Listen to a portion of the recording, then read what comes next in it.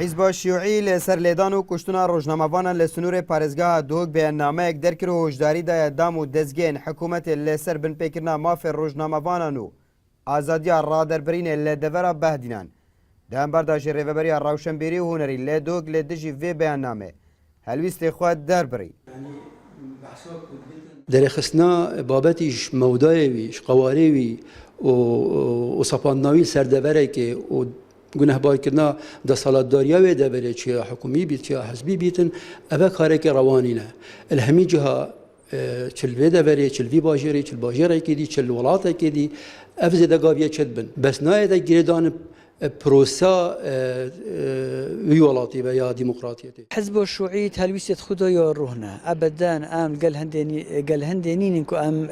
دفرك جري دي بلانا كيف دفرك دي بلانا كيف كردستان ام اك جوف بري خدايني فر ام سر رواسينو شين جرا سريوان كي شبكين اوين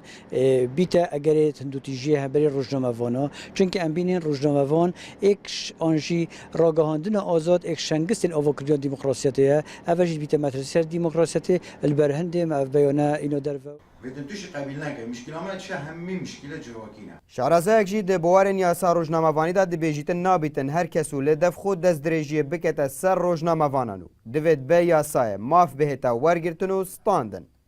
وياساج تطبيق الگور یاسای هریما کردستانه که یاسای کار پیکری هر کسی که سرپیچیان دزدریجیل سر روزنامه‌وانی بکتن وکی فرمانبره که فرمی حکومت سرداریت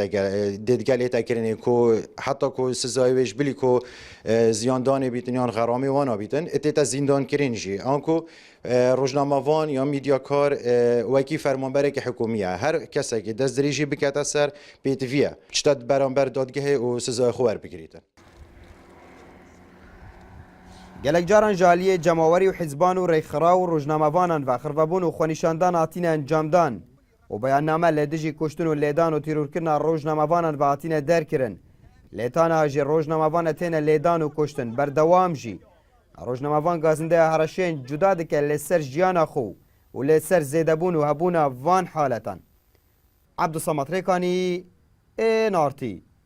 دۆک